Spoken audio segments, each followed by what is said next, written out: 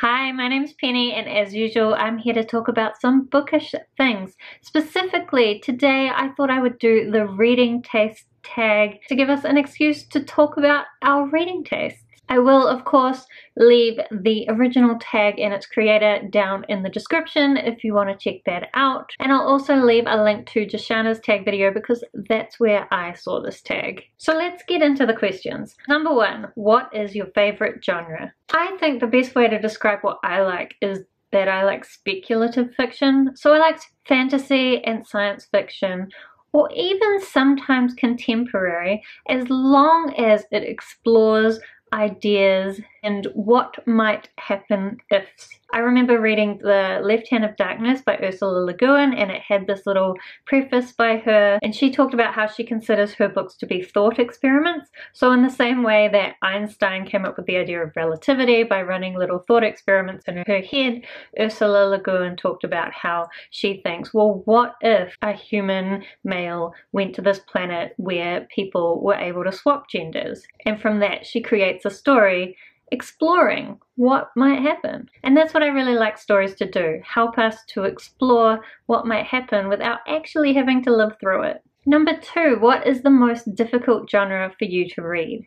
My automatic response to this would be contemporary, just because I tend to find contemporary a bit boring, and I guess it's just because the what if questions that contemporary often asks are boring to me, or they're things that I already know what if because they happen in real life. But that said, there are some contemporaries that do explore really interesting what ifs, and I really enjoy them. So I don't think it's necessarily genre that makes it difficult for a book to read for me. It's more the kind of writing or the subject matter. Number three, what is your preferred age range? So obviously I get a lot of my book recommendations from BookTube, and a lot of BookTubers are younger, so I end up reading quite a lot of YA, and there are plenty of YAs that I really enjoy.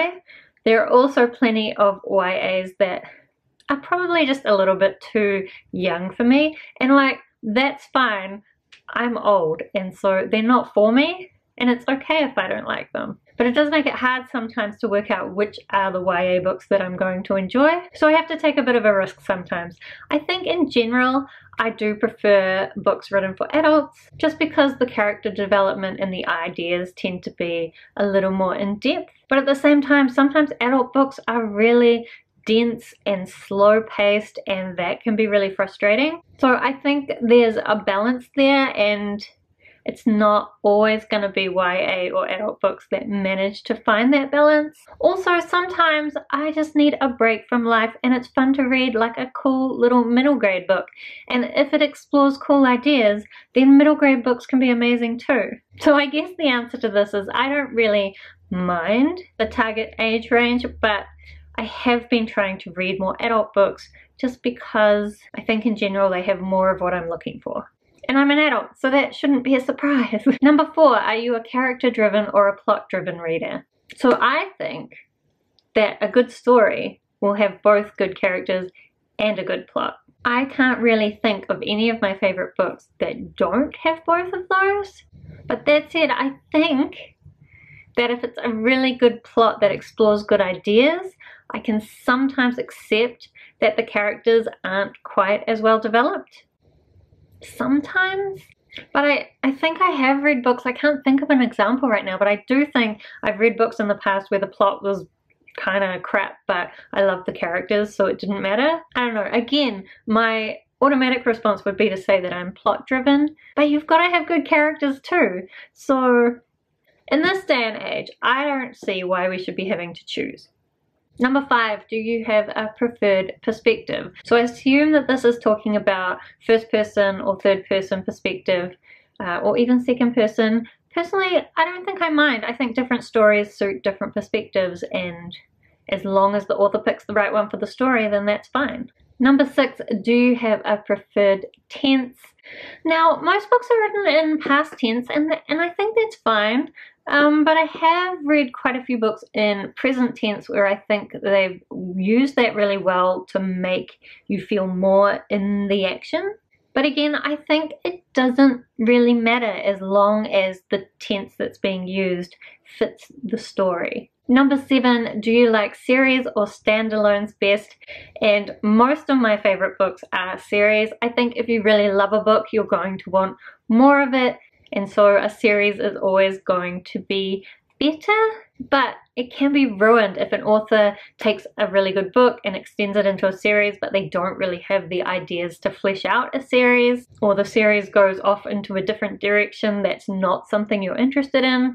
My immediate example that comes to mind is the Divergent series. Love the first book, kind of went sideways after that, and I'm sure I could think of heaps of other series as examples if I really thought about it. So in general, I would say I like series better, but if there's not enough story for a series, I prefer it stopped at a standalone. Of course, as one of my favorite genres is fantasy, fantasy is often series, and I'm quite happy with that.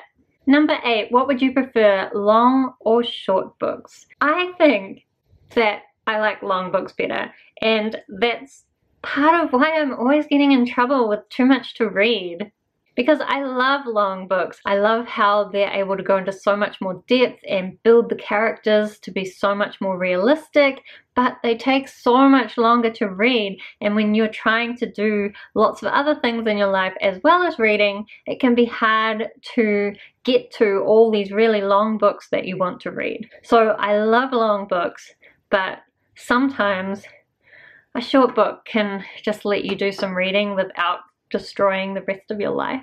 Is that a little bit overdramatic? Probably. Number 9, which format do you like best? I love a physical book. I love curling up on bed or on the sofa with a physical book. It's just lovely. I used to read ebooks a little bit while I was walking around, like when I was out of the house, but I've stopped that now that I've been listening to audiobooks more when I go out instead, and so I pretty much never read ebooks anymore.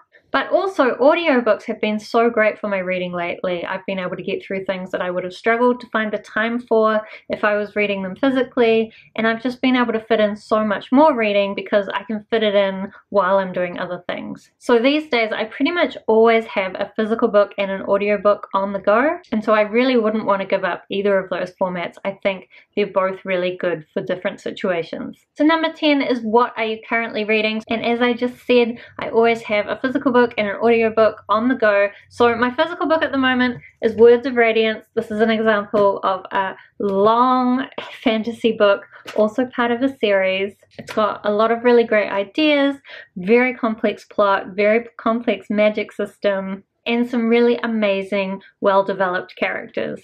So I think this is a really good example of books that I like. I'm not getting through it very fast, so that's a bit of a problem, but I am really enjoying it. Then I just started a new audiobook, and that is Quiet Power, you probably can't see that, by Susan Cain. So this is a short audiobook about introverts and what it's like to be an introvert and how to be a better introvert.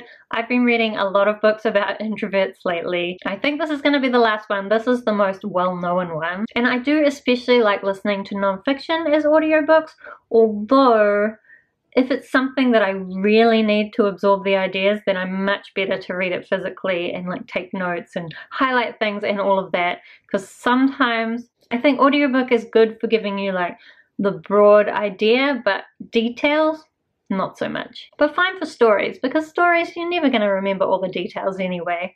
Not when you read as many books as I do anyway. So that is the reading taste tag. Do let me know if any of your tastes are different or the same, and we'll have a discussion down in the comments. Otherwise, thank you so much for watching. I hope you're having a wonderful day, and I will see you next time.